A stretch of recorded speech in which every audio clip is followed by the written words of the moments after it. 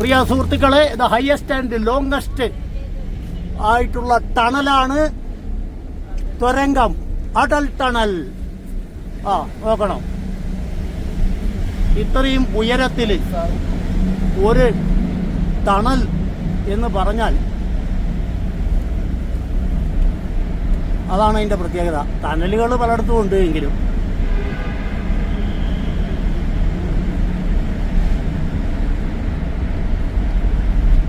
Atal tunnel എന്താണ് സാറേ? Atal Bihari Vajpayee tunnel. അതാണ്. ഇനി ആർക്കെങ്കിലും അറിഞ്ഞുകൂടെങ്കിൽ മനസ്സിലാക്കിക്കോ. അറിയാത്തവരാരും ഇല്ല, എനിക്ക് തന്നെ അറിയാത്തേ ഉള്ളൂ. ഓക്കെ, അടൽ ടണൽ, ഇന്ത്യയുടെ അഭിമാനമായ അടൽ ടണൽ.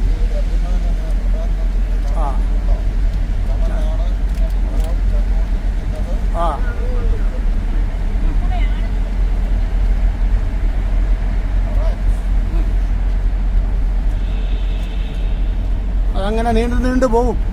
ഇത് മൊത്തം തീരുന്നവരെ ഇരുന്നാൽ ഇപ്പോഴെങ്ങും തീരാൻ പോണില്ല. Okay, bye. അപ്പോൾ സുഹൃത്തുക്കളെ, അടൽ ടണൽ തീർന്നിട്ടില്ല, മുന്നോട്ട് നീങ്ങിക്കൊണ്ടിരിക്കുകയാണ്. മൊത്തം 9 കിലോമീറ്ററാണ്. 9 കിലോമീറ്റർ. അതാണ് ലോങ്ങസ്റ്റ് ഇന്ത്യയിലെ ലോങ്ങസ്റ്റ് ടണൽ എന്ന് പറയുന്നത്.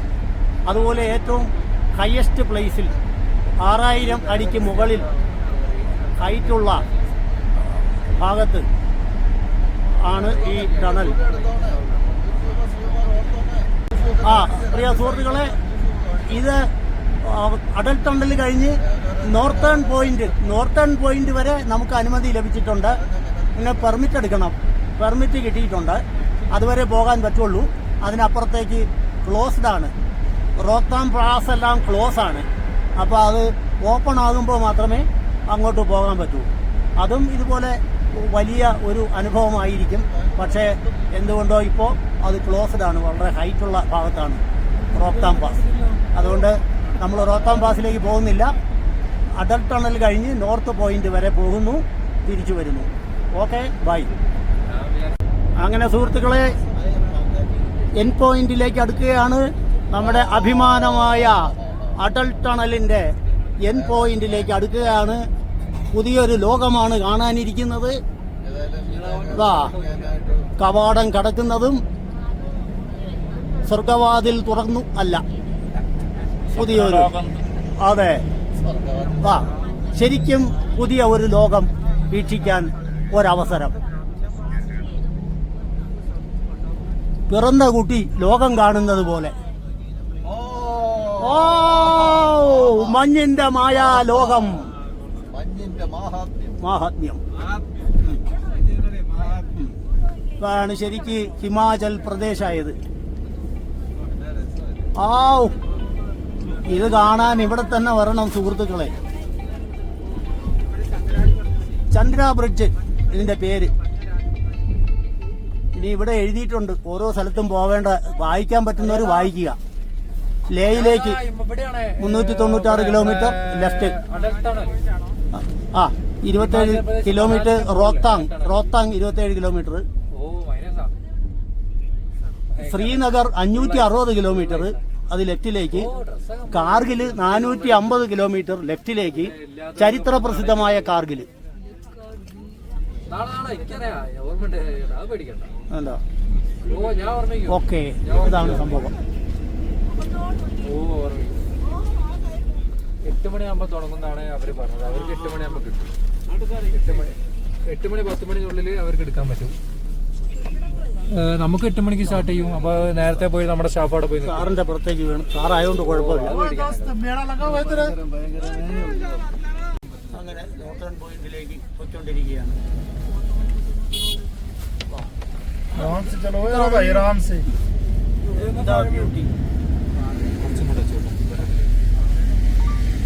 जब आगे मैं जगह देखता ना अच्छा वाला, इधर रखा यहाँ पे नहीं, इसके आगे और अच्छा। पार्किंग नहीं है ना, पार्किंग समस्या है.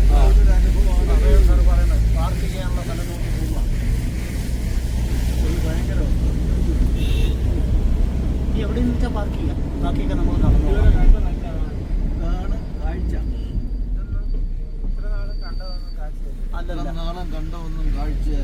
അല്ല, ഇത് നിങ്ങളുടെ ഭാഗ്യമാണ്. കാരണം 2 സൈഡും ഓപ്പൺ ആയിട്ട്. ഹലോ, നമസ്കാരം പ്രിയ സുഹൃത്തുക്കളെ. അടൽ ടണൽ കഴിഞ്ഞ് നോർത്തേൺ പോയിന്റ് വരെ നമുക്ക് പോകാൻ അനുവാദമുണ്ട്. ഇപ്പോൾ നിൽക്കുന്നത് നോർത്തേൺ പോയിന്റാണ്.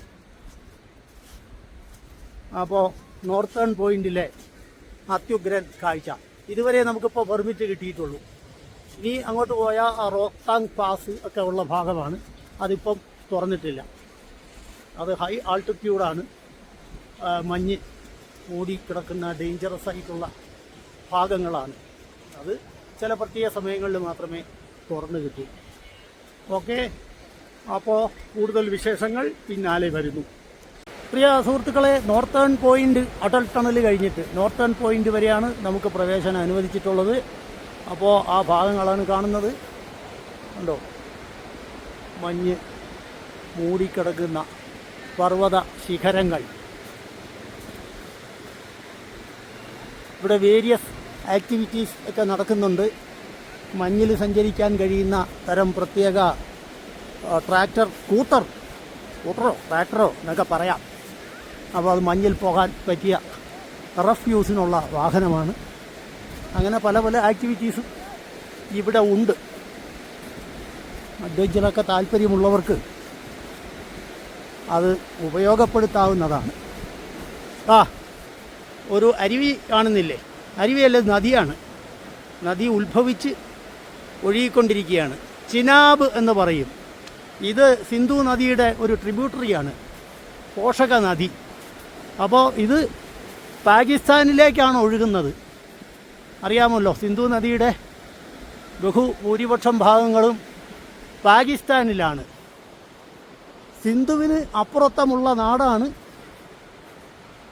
ഇൻഡസ് എന്ന് പറയും. ഇൻഡസിന് അപ്പുറത്തുള്ളത് ഇന്ത്യ ആയി മാറിയത്. സിന്ധു നദി, സിന്ധു എന്നുള്ളതിന് ഹിന്ദ് എന്ന് ഉച്ചാരണമുണ്ട്. ഹിന്ദ് എന്ന് പറയുന്നത് നദിയാണ്, ഹിന്ദു അല്ല. സിന്ധു നദിയാണ്. ഹിന്ദുവിനപ്പുറത്തുള്ള നാടാണ് ഹിന്ദുസ്ഥാൻ. അതാണ് ഇന്ത്യ ആയി മാറിയത്. ഓക്കെ, അതൊക്കെ സുഹൃത്തുക്കൾക്ക് അറിയാവുന്നതാണ്. നമ്മൾ ചരിത്രമൊന്നും പറഞ്ഞു കൊടുക്കേണ്ട കാര്യമില്ല. എന്തായാലും അതിമനോഹരം എന്നേ പറയാനുള്ളൂ. അന്യാദൃശം. ഇത് കാണണമെങ്കിൽ സാധാരണ എപ്പോഴും പറയുന്ന പോലെയല്ല, ഇവിടെ തന്നെ വരണം. വേറെ എവിടെയും പോയിട്ട് കാര്യമില്ല. പഞ്ചസാര മണലാണോ? അല്ല, അതിനേക്കാൾ ധവളിമയാർന്ന മഞ്ഞ്. നമ്മുടെ സുഹൃത്തുക്കളൊക്കെ കാണാനില്ല, തിരിലടിച്ച് ഏതൊക്കെയോ വഴിയിൽ പോയി.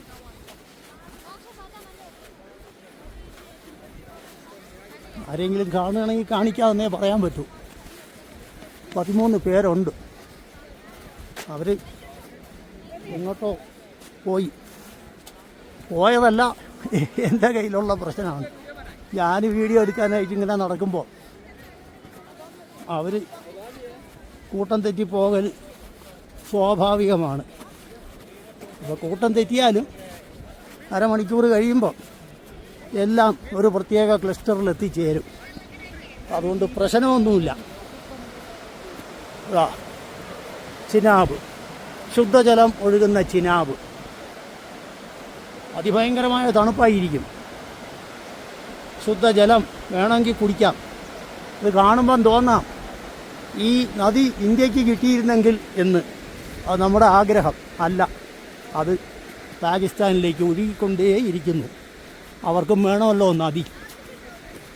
പാവങ്ങൾ പോരെങ്കിൽ സാമ്പത്തിക മാന്ദ്യം കൊണ്ട് ബുദ്ധിമുട്ടുകയാണ്. പാവങ്ങളൊന്നുമല്ല, വില്ലന്മാരാണ്.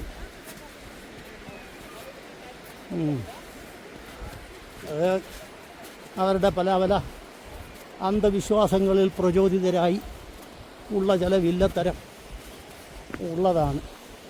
അല്ലാതെ ആളുകളൊക്കെ നല്ല മനുഷ്യരാണ്. ഇവിടെ മൊത്തം പാർക്കിങ്ങാണ്.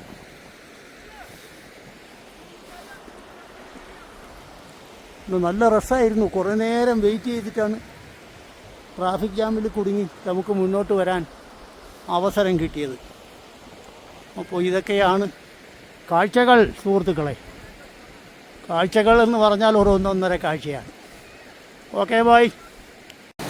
പ്രിയ സുഹൃത്തുക്കളെ, അതാ ചിനാബ് നദി ഒഴുകി വരുന്നു.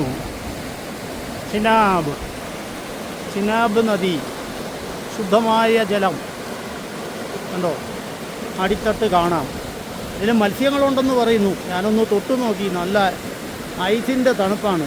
0 ഡിഗ്രി എങ്കിലും വരുമെന്ന് തോന്നുന്നു, അല്ലെങ്കിൽ ഒരല്പം മുകളിലായിരിക്കാം.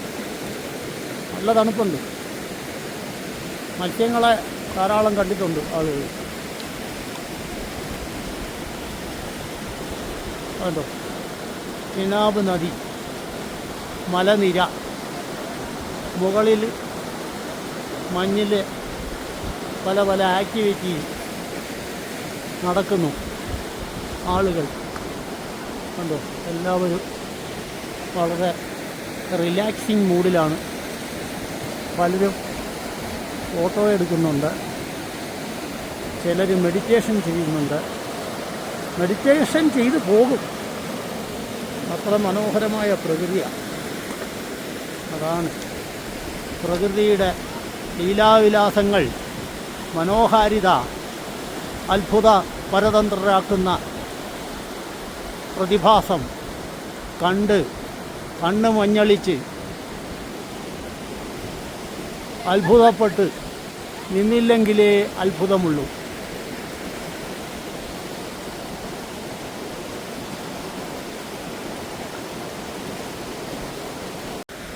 പ്രിയ സുഹൃത്തുക്കളെ, ചിനാബ് നദി, മഞ്ഞ്, ഗ്ലേസിയർ, മഞ്ഞുമല, നീലാകാശം, പ്രകൃതിയുടെ അത്ഭുത പ്രതിഭാസങ്ങൾ കണ്ടുകൊണ്ട് സുഹൃത്തുക്കളെ നടക്കുകയാണ് ഞാൻ.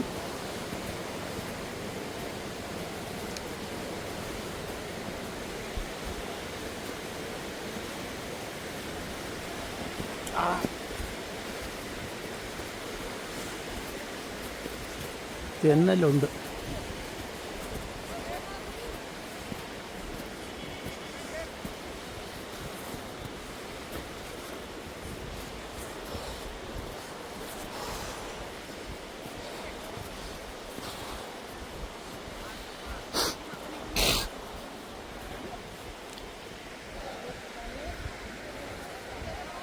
ആളുകളെല്ലാം വേരിയസ് ആക്ടിവിറ്റികളിലാണ്.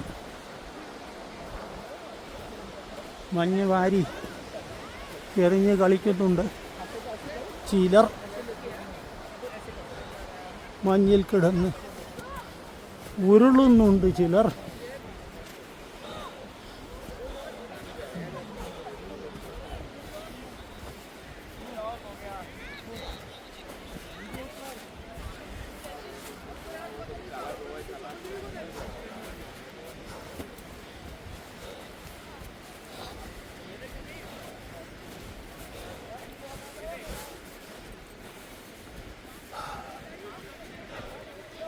സുരേഷ് സാറേ, എല്ലാവരെയും കിട്ടണമെങ്കിൽ നമുക്കൊരു ഫോട്ടോയൊക്കെ എടുക്കാമായിരുന്നു.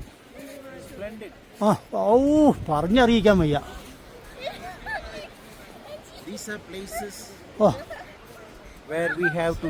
തീർച്ചയായിട്ടും. അയ്യോ, ഒരിക്കലെങ്കിലും കണ്ടില്ലെങ്കിൽ പിന്നെ ജീവിച്ചിരുന്നിട്ട് കാര്യമില്ല.